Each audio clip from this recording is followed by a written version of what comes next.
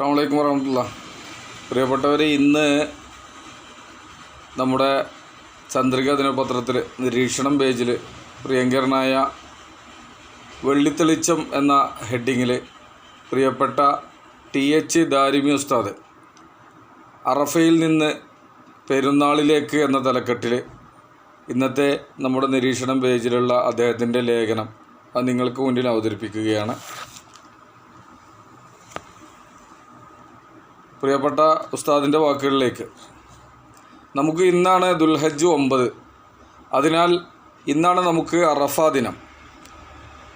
ഇന്നാണ് അറഫാ ദിനത്തിൽ നമ്മോട് ചെയ്യാൻ പറഞ്ഞതെല്ലാം ചെയ്യേണ്ടത്. അപ്പോൾ നാളെ ദുൽഹജ്ജ് മാസം 10 ബലിപെരുന്നാളുമായിരിക്കും. അന്നാണ് പെരുന്നാളിൽ ചെയ്യാൻ കൽപ്പിക്കപ്പെട്ടതെല്ലാം ചെയ്യേണ്ടത്. കുട്ടികളോട് പറയും പോലെ ഇത് ഇങ്ങനെ പറയുന്നത് എന്തിനാണ് എന്ന് ചിലരെങ്കിലും ഐശ്വര്യപ്പെട്ടേക്കാം.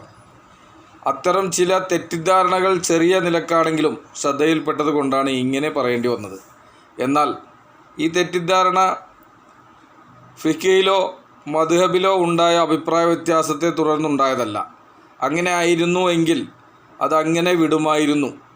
ഇത് സാധാരണക്കാരെ ചിന്താക്കുഴപ്പത്തിൽ വീഴ്ത്താനും പരമ്പരാഗതമായി പിന്തുടർന്നു പോരുന്ന കൃത്യതയെയും അതിൻ്റെ വാക്താക്കളായ പണ്ഡിതന്മാരെയും ഇകഴ്ത്താനും ചിലർ ഉന്നയിക്കുന്ന വെറും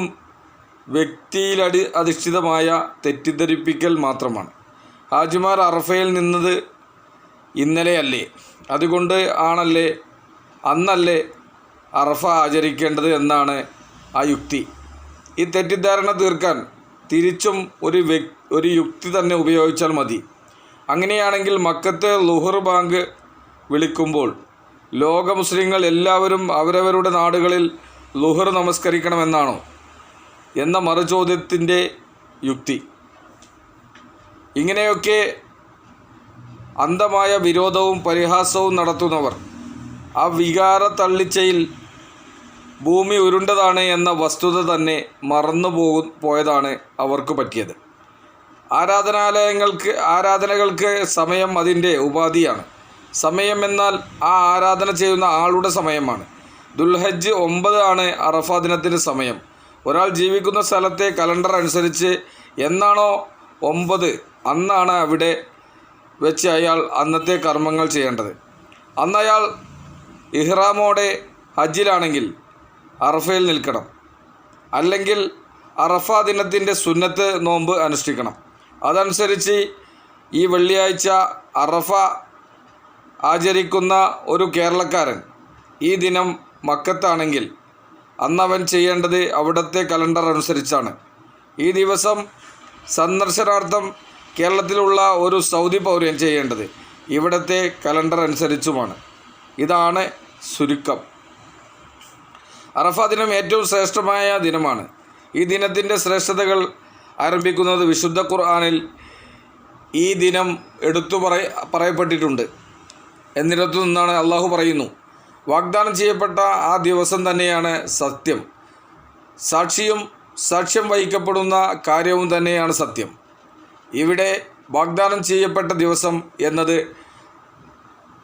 അന്ത്യനാളും സാക്ഷ്യം വഹിക്കപ്പെടുന്നത് എന്നത് അറഫാ ദിനവുമാണ്. സാക്ഷി എന്നത് ജുമാ ദിവസവുമാണ് എന്ന് നബി സല്ലല്ലാഹു അലൈഹി വസല്ലം പറഞ്ഞിട്ടുണ്ട് തുർമുദിയിൽ. അള്ളാഹുവിൻ്റെ മഹാകാരുണ്യങ്ങളുടെ സാന്നിധ്യങ്ങളുമാണ് ഇവിടെ വിവക്ഷിക്കപ്പെടുന്നത്. പ്രത്യേകതയുള്ള ദിനങ്ങളെല്ലാം ആ പ്രത്യേകതകൾക്ക് വേണ്ടിയുള്ള നന്ദി എന്നോണം വ്രതമനുഷ്ഠിച്ചുകൊണ്ട് ആചരിക്കുക എന്നത് ഇസ്ലാമിൻ്റെ ശൈലിയാണ്. ആ അർത്ഥത്തിൽ ഈ ദിനം സുന്നത്ത് നോമ്പ് ആയി ആചരിക്കാൻ നബി സല്ലല്ലാഹു അലൈഹി വസല്ലം തങ്ങൾ പറഞ്ഞിട്ടുണ്ട്.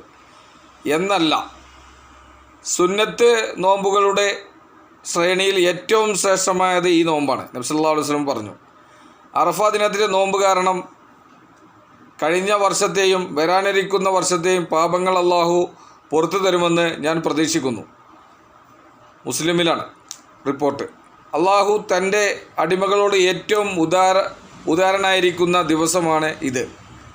അതിന് പല കാരണങ്ങളുമുണ്ട്. അവയിൽ ഏറ്റവും പ്രധാനപ്പെട്ട ഒന്ന് പ്രപഞ്ചം കണ്ടതിൽ ഏറ്റവും വലിയ ത്യാഗത്തിന് സാക്ഷ്യം വഹിച്ച ദിനമാണ് അത് എന്നതാണ്.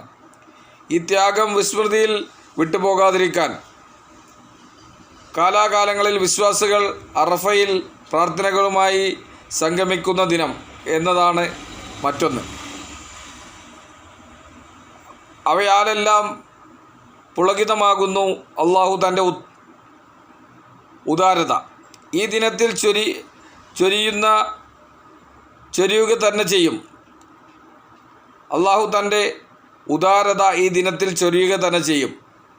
ആയിഷ റളിയല്ലാഹു അൻഹയിൽ നിന്ന് ഉദ്ധരിക്കപ്പെടുന്ന ഒരു ഹദീസിൽ നബി സല്ലല്ലാഹു അലൈഹി വസല്ലം പറഞ്ഞു, അള്ളാഹു ഒരടിമയെ നരകത്തിൽ നിന്ന് മോചിപ്പിക്കാൻ ഏറെ ഇടയുള്ള ഒരു ദിനം അറഫ ദിനത്തേക്കാൾ മറ്റൊന്നില്ല. ഈ ദിനത്തിൽ ഹജ്ജ് കർമ്മങ്ങളിൽ വ്യാപൃതരല്ലാത്ത എല്ലാ മുസ്ലിങ്ങൾക്കും ചെയ്യാനുള്ളത് സുന്നത്ത് നോമ്പ് അനുഷ്ഠിക്കുകയും ദുആ ചെയ്യുക എന്നതാണ്. നബി സല്ലല്ലാഹു അലൈഹി വസല്ലം പറഞ്ഞു, ഏറ്റവും നല്ല പ്രാർത്ഥന അറഫ ദിനത്തിലെ പ്രാർത്ഥനയാണ്. തുർമുദി. വിശ്വാസികളുടെ ആത്മീയത പുളകത്തെ ഉത്തേജിപ്പിക്കുന്ന മറ്റൊരു ഘടകം കൂടിയാണ് അറഫ ദിനം ഉൾക്കൊള്ളുന്നുണ്ട്.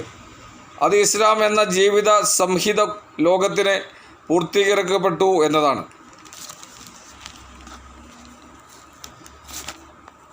മനുഷ്യൻ്റെ ശരീരത്തിനും ജീവിത പരിസരത്തിനും സൃഷ്ടാവ് കൽപ്പിച്ചിരിക്കുന്നത് ക്രമപ്രവൃദ്ധമായ ഒരു വളർച്ചയാണ്. അവനും അവൻ്റെ ജീവിത സംസ്കാരവും വളർന്നു വരികയായിരുന്നു. അതിനാൽ തന്നെ തുടക്കത്തിൽ ഇസ്ലാം എന്ന സംഹിത സമ്പൂർണ്ണമായി നൽകേണ്ടിയിരുന്നില്ല. പിന്നെ ഓരോ പ്രവാചകൻ്റെയും കാലഘട്ടത്തിലും ഈ വളർച്ച തുടർന്നു വന്നു. അതേസമയം ഈ വളർച്ച പൂർണ്ണത പ്രാപിക്കുന്നത് മഹാനായ നബി സല്ലല്ലാഹു അലൈഹി വസല്ലം തിരുമേനിയുടെ കാലത്താണ്. അതുകൊണ്ട് അന്ത്യപ്രവാചകനായി അവൻ നിയോഗിച്ച നബി സല്ലല്ലാഹു അലൈഹി വസല്ലം തിരുമേനിയിലൂടെ തന്നെ ഇസ്ലാമിനെ പരിപൂർണമായി ലോകത്തിന് അവൻ കൈമാറി. ഇനി അന്ത്യനാൾ വരേക്കും ഒരു നിയമത്തിൻ്റെയും ആവശ്യം വരാത്ത വിധം അതിനെ പൂർത്തീകരിച്ചു. അത് പ്രഖ്യാപിക്കുകയും ചെയ്തു. അത് പ്രഖ്യാപിക്കപ്പെട്ടത് ദുൽഹജ്ജ് 10-ാം വർഷത്തിൽ 9-ാം ദിനത്തിൽ നബി സല്ലല്ലാഹു അലൈഹി വസല്ലം 1.25 ലക്ഷം അനുയായികളും അറഫയിൽ സംഗമിച്ചപ്പോഴായിരുന്നു. ആ മഹാപ്രഖ്യാപനം നടന്ന ദിനം എന്നതാണ് വിശ്വാസികളുടെ ആത്മീയ പുളകം. അൽ മാഇദ അധ്യായത്തിലെ 3-ാം സൂക്തം ഉൾക്കൊള്ളുന്ന ഈ മഹാവികാരം ചൂണ്ടിക്കാണിച്ച് ഇത് ഞങ്ങൾക്കായിരുന്നു അവതരിപ്പിച്ചത് എങ്കിൽ ഇത് അവതരിച്ച ആ ദിനത്തിൽ ഞങ്ങൾ ഒരാഘോഷമാക്കി മാറ്റുമായിരുന്നു എന്ന് യഹൂദികൾ ഉമർ റളിയല്ലാഹു അൻഹുവിനോട് പറഞ്ഞതായി കാണാം. ബുഖാരി. ഈ ദിനത്തിൽ ഏറ്റവും മഹത്തായ ദിനമായി കരുതാനും ആചരിക്കാനും സത്യവിശ്വാസിക്ക് ഈ പുളകങ്ങളെ എല്ലാം എത്രയോ മതിയാവുന്നതാണ്. നാളെ പെരുന്നാൾ ദിനമാണ്. യഥാക്രമത്തിൽ എല്ലാ കാര്യങ്ങൾക്കും അർത്ഥഭേദം സംഭവിച്ചപ്പോൾ ഇപ്പോൾ ബലിപെരുന്നാളും അടിച്ചുപൊളിക്കാനും ഉല്ലാസങ്ങളിലും വിനോദസഞ്ചാരങ്ങളിലും അഭിരമിക്കാനുമുള്ള ഒരു അവധി ദിനം എന്ന അർത്ഥത്തിലേക്ക് മാറിയിരിക്കുന്നു. സത്യത്തിൽ സൃഷ്ടാവായ അള്ളാഹുവിനോട് ഏറെ ആത്മീയ വൈകാരികതയോടെ നന്ദി പ്രകടിപ്പിക്കുന്ന ആരാധനകളിൽ വ്യാപൃതരാവാനുള്ള ദിവസമാണ് ബലിപെരുന്നാൾ. ഇത് അള്ളാഹുവിൻ്റെ മഹാകാരുണ്യം പെയ്തിറങ്ങിയതിൻ്റെ നന്ദി പെരുന്നാളാണ്. അതുകൊണ്ട് തന്നെ ആത്മീയതയുടെ നിഴലിൽ നിന്ന് മാറേണ്ടി വരാത്ത വിധമുള്ള കർമ്മങ്ങൾ കൊണ്ട് ഈ ദിനത്തെ ഇസ്ലാം സജീവമാക്കുന്നു. ഇതിൻ്റെ ഭാഗമാണ് അല്ലാഹു അക്ബർ എന്ന പ്രഘോഷണം. ബലിപെരുന്നാളിന് 2 തരം തക്ബീറുകളുണ്ട് എന്നാണ് കർമ്മശാസ്ത്രം. അവയിൽ പൊതുവായത് ദുൽഹജ്ജ് മാസം 1 മുതൽ തന്നെ ആരംഭിക്കും. വിശ്വാസികളുടെ മനസ്സും ജീവിത പരിസരങ്ങളും തക്ബീറിൻ്റെ സാന്നിധ്യമുള്ളതായിരിക്കണം ഈ ദിവസങ്ങൾ എന്നാണ് അതിൻ്റെ പൊരുൾ. പെരുന്നാൾ ദിനവുമായി പ്രത്യേകം സംബന്ധിച്ചിട്ടുള്ള 2ാമത്തെ ഇനം തക്ബീർ അറഫ ദിനത്തിലെ സുബ്ഹ് നമസ്കാരം മുതൽ തുടങ്ങുന്നതാണ്. പള്ളികളിലും കവലകളിലും ജനസംഗമങ്ങളിലും എല്ലാം ഈ മന്ത്രം 13-ന് അസർ വരെ ഉയരണമെന്നാണ് ഇസ്ലാമിൻ്റെ താൽപ്പര്യം. പെരുന്നാൾ പ്രഭാതത്തിൽ ആത്മീയ ആവേശത്തോടു കൂടി നമസ്കാരത്തിനു വേണ്ടി വിശ്വാസികൾ തയ്യാറാകുന്നു. അതിനുവേണ്ടി കുളിച്ചൊരുങ്ങുന്നത് ഏറെ പ്രതിഫലമുള്ള സുന്നത്താണ്. ബലിപെരുന്നാളിന് സൂര്യൻ ഉദിച്ചു കഴിഞ്ഞാൽ വേഗം പള്ളിയിലെത്തുകയും ഈദ് നമസ്കാരം നിർവഹിക്കുകയും ചെയ്യണമെന്നാണ് ചെയ്യണമെന്നാണ്. ഭക്ഷണം പോലും പിന്നെയാക്കുന്നതാണ് ഉചിതം എന്ന് പണ്ഡിതർ പറയുന്നു. തക്ബീറുകളാൽ മുഖരിതമാകുന്ന നമസ്കാരവും തുടർന്ന് അനുബന്ധ പ്രാർത്ഥനകളും എല്ലാം കഴിഞ്ഞാൽ ഉടനെ എല്ലാ വിശ്വാസികളും ബലികർമ്മത്തിന് സാക്ഷ്യം വഹിക്കുന്നു. അത് അവരിൽ വേറെ ഉന്നതമായ ആത്മീയ വികാരങ്ങൾ ഉണർത്തുന്ന കാര്യമാണ്. കർമ്മശാസ്ത്ര വിധികൾക്കപ്പുറത്ത് പെരുന്നാളിന് വലിയ മാനവികത തലങ്ങളുണ്ട്. അത് സാമൂഹ്യ ജീവിയായ മനുഷ്യർ തൻ്റെ എല്ലാ സാമൂഹ്യ ബോധങ്ങളെയും സമുദ്ധരിക്കുക എന്നതാണ്. കർമ്മശാസ്ത്ര വിധികൾക്കപ്പുറത്ത് പെരുന്നാളിന് വലിയ മാനവികത മൂല്യങ്ങളുണ്ട്. അത് സാമൂഹ്യജീവിയായ മനുഷ്യൻ തൻ്റെ എല്ലാ സാമൂഹ്യ ബന്ധങ്ങളെയും സമുദ്ധരിക്കുക എന്നതാണ്. അതിലേക്ക് യഥാർത്ഥ വിശ്വാസിയുടെ ആഘോഷങ്ങൾ ചുരുക്കേണ്ടതുണ്ട്. ഏതൊരാൾക്കും ഏറ്റവും മനസ്സടുപ്പം സ്വന്തം മക്കളോടും കുടുംബത്തോടും ആയിരിക്കും. അവർക്ക് അനുവദനീയമായതും വേണ്ടതുമായ കാര്യങ്ങൾ സസന്തോഷം എത്തിച്ചു കൊടുക്കുകയും അവരുമായി ഹൃദയവിശാലത പങ്കിടുകയും ബന്ധങ്ങൾക്ക് പുതിയ കരുത്ത് നേടുകയും അവരോടൊന്നിച്ച് ഭക്ഷണത്തിൽ പങ്കുചേരുകയും എല്ലാം ചെയ്യുന്നതോടെ പെരുന്നാളിൻ്റെ ആത്മീയ പുളകങ്ങൾ വിശ്വാസിയുടെ മനസ്സിൽ നിറഞ്ഞു വരും. തുടർന്ന് കുടുംബാംഗങ്ങളോടൊപ്പമുള്ള യാത്രയാണ്. ആ യാത്രക്കും ആത്മീയ ഭാവം നൽകണം. തൻ്റെയും തൻ്റെ കുട്ടികളെയും കുടുംബാംഗങ്ങളെയും മാത്രം സുഖം തേടിയുള്ള യാത്ര എത്തിച്ചേരുക സ്വാർത്ഥതയിലാണ്. അതിനാൽ തന്നെ വിശ്വാസികളുടെ പെരുന്നാൾ യാത്രകൾ കുടുംബ ബന്ധങ്ങളിലേക്ക് ആയിരിക്കണം. കുടുംബങ്ങളോട് ബന്ധം പുലർത്തുന്നവരെ ദാരിദ്ര്യം തൊടില്ല എന്ന് മാത്രമല്ല, ദീർഘായുസ്സിനാൽ അള്ളാഹു അനുഗ്രഹിക്കുകയും ചെയ്യും എന്ന് ഹദീസിൽ വന്നിരിക്കുന്നു. കുടുംബ ബന്ധങ്ങളിൽ തന്നെ രോഗം, സാമ്പത്തിക കഷ്ടപ്പാടുകൾ, സാമൂഹ്യ വിവേചനങ്ങൾ എന്നിവ അടക്കിപ്പിടിച്ചും ഒതുക്കിപ്പിടിച്ചും കഴിഞ്ഞുകൂടുന്ന കുടുംബങ്ങൾക്ക് മുൻഗണന കൽപ്പിക്കണം. താനും തൻ്റെ കുടുംബവും ആസ്വദിക്കുന്ന പെരുന്നാൾ പുളകം അവർക്കും പകുത്തു നൽകാനുള്ള സന്മനസ് വിശ്വാസിക്ക് ഉണ്ടായിരിക്കണം. ഈ വിധത്തിൽ പെരുന്നാൾ ആഘോഷിക്കുമ്പോൾ ഒരേ സമയം ഒരുപാട് പേരെ സന്തോഷിപ്പിക്കാൻ കഴിയും. ആഘോഷിക്കുന്നവർക്ക് ആവട്ടെ ഓർക്കും തോറും ഈ സന്തോഷത്തിൻ്റെ മധുരം ശക്തി പ്രാപിക്കും. പാർക്കിലും ബീച്ചിലും സ്വകാര്യ വികാരങ്ങളിലും അടിച്ചുപൊളിച്ച് പെരുന്നാൾ ആഘോഷിക്കുമ്പോൾ സന്തോഷമുണ്ടാകുമെന്ന് സത്യമാണ്. പക്ഷേ ഏതെങ്കിലും ഒരാളെ കൂടി സന്തോഷിപ്പിക്കാനോ ഓർത്തോർത്ത് വീണ്ടും വീണ്ടും സന്തോഷിക്കാനോ ഒരു നീക്കിയിരിപ്പും അതിലൊന്നും ഉണ്ടാവില്ല എന്നതാണ് സത്യം. പ്രിയങ്കരനായ TH ദാരിമി ഉസ്താദ് വെള്ളിത്തെളിച്ചം എന്ന ഫീച്ചറിൽ അദ്ദേഹം നിരീക്ഷണം പേജിൽ അറഫയിൽ നിന്ന് പെരുന്നാളിലേക്ക് എന്ന ഒരു വളരെ കൃത്യമായി എല്ലാം ഉൾക്കൊണ്ടിട്ടുള്ള ഒരു ലേഖനമാണ് ഞാൻ നിങ്ങൾക്ക് മുമ്പിൽ അവതരിപ്പിച്ചത്. അതോടൊപ്പം തന്നെ എല്ലാവർക്കും ഒരു ബലിപെരുന്നാൾ ആശംസകൾ കൂടി നേരുകയാണ്. നാളെയാണ് നമ്മുടെ പെരുന്നാൾ. എല്ലാവർക്കും ഒരു ബലിപെരുന്നാൾ ആശംസകൾ നേരുകയാണ്. അതോടൊപ്പം തന്നെ ഇന്നത്തെ സുന്നത്ത് നോമ്പ് അനുഷ്ഠിക്കുന്ന പ്രിയപ്പെട്ട സഹോദരീ സഹോദരന്മാർക്ക് എല്ലാവർക്കും അള്ളാഹു അർഹമായ പ്രതിഫലം നൽകട്ടെ.